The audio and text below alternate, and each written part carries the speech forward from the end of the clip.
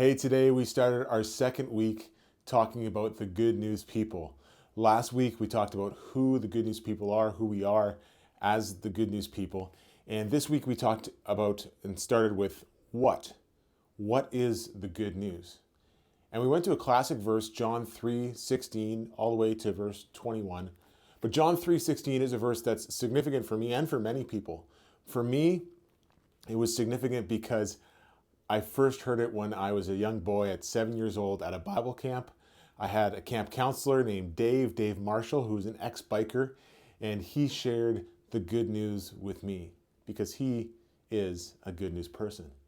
And he shared that with me and it transformed my life. I chose to follow Jesus and I committed my life to him. Best decision I ever made. Now today I went through the verses and I shared the good news and the bad news and the good news and the bad news. I shared how the good news is that God loves you, loves this world. But the bad news is that the world loved darkness. And the good news is that God is not about condemnation. It says in verse 17 that he didn't come to this world to condemn the world, but to save the world through him. But the bad news is that people in loving darkness and not choosing to follow Jesus are choosing condemnation.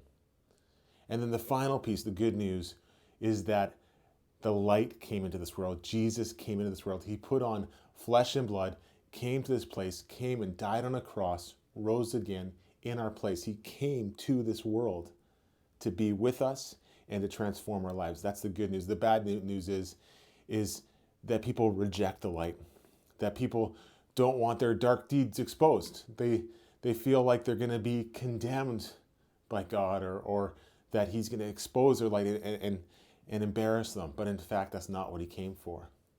And so I suggested, as the good news people, what is our role in this? How do we carry this message? What are we to do? Well, we are to carry a message of love, not of condemnation.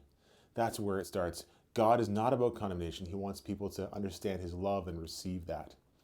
And also, we are to go into the places in this world, not just stay in our churches, not just stay in our Christian huddles, but rather go into this world and share this message, just like Jesus came into this world, the light came into the world. And not to expose people to make them feel embarrassed or ashamed, but rather to welcome them wherever they're at, because we're all sinners that are just forgiven by Jesus. And so that's the good news message that I talked about today. That's the what. I hope you would read John 3:16 and even the verses after, all the way to verse 21, to see this message of the good news.